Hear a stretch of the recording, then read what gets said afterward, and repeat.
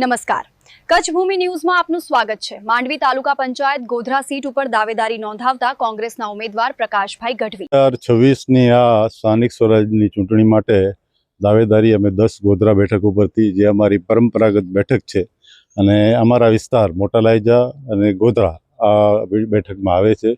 આનાથી પહેલાં ભાડા, પાંચોટિયા, નાના લાયજા એ પણ આમાં આવતા હતા અને ત્યારે પણ અમે ત્યાંથી જીત મેળવી હતી। એના પછી મારા વાઇફ હતા જે તાલુકા પંચાયતના ઉપપ્રમુખ હતા। એના પછી બીજી એક જે ચૂંટણી થઈ એમાં પણ અમે વિજયી થયા હતા।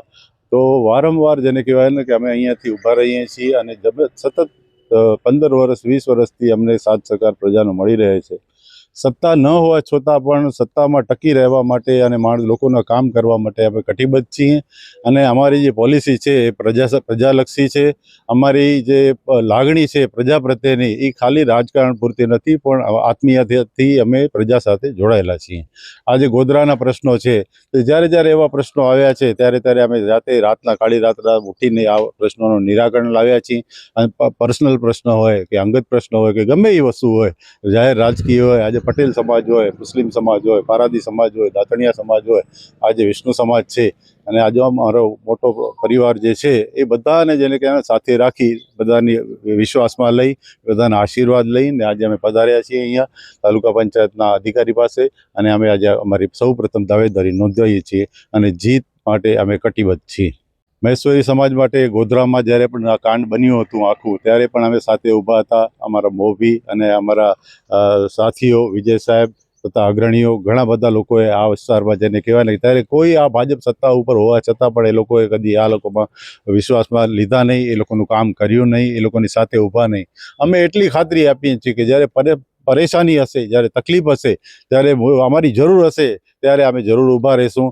અમે કદાચ લગ્ન પ્રસંગમાં હાજરી નહીં આપી શક્યા હોઈએ, પણ અમે તમારી તકલીફમાં અને અમે તમારા દુઃખોમાં સાથે ભાગ નિભાવીશું, એનું વચન હું આપું છું। તમામ સમાજો અમારી સાથે છે, તમામ સમાજોનું કામ કરવા અમે કટિબદ્ધ છીએ। 2026ની અંદર સ્થાનિક સ્વરાજની જ્યારે ચૂંટણીના પડઘમ વાગી રહ્યા છે, ત્યારે કોંગ્રેસ પક્ષ દ્વારા અમે 10 નંબર ગોધરાથી અમારા બાપુજી પ્રકાશ વરજાંગ ગઢવી જ્યારે સક્ષમ ઉમેદવાર તરીકે ત્યાંથી ઉમેદવારી નોંધાવી રહ્યા છે।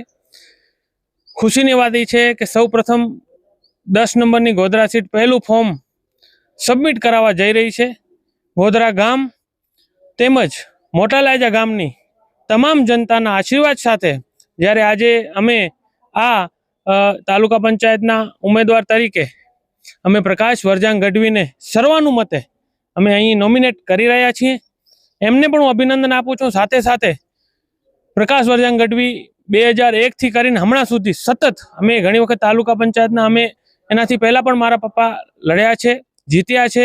દરેક પ્રજાની અંદર સતત 24 કલાક અમારી સેવા, અમારા કામ અને અમારી જે વાત છે ને લોકોનો અમારા ઉપર જે વિશ્વાસ છે એ કાયમ કટિબદ્ધ રહે એ માટે અમે બધા જ રીતે અમારો ગ્રુપ આખો અને ગોધરાના ગ્રુપ અને લાયજાનો ગ્રુપ સક્ષમ છે અને બધાના સાથ સરકારથી અમે વિકાસના માર્ગે ખૂટતી કડીઓ આટલા સમયની અંદર જે કડીઓ થઈ નથી, મારે વાત એ કેવી છે કે અમે સત્તા ઉપર ન હતા એ છતાંય ધારાસભ્યને અમે કીધેલું કે અમારા કિસાનપુર વિસ્તારની અંદર નોન પ્લાનિંગની અંદર એક રસ્તો આવી રહ્યો છે, એના માટે તમે ગ્રાન્ટ ફાળવો, પણ રાજકીય કિન્નાખોરી રાખીને એ પટેલ સમાજ અને અમારા નોડે ભાઈઓ ત્યાં રહે છે એના માટે અમે કીધેલું, એ છતાં પણ ત્યાં અમને કોઈ રીતે મદદ કરવામાં નથી આવી।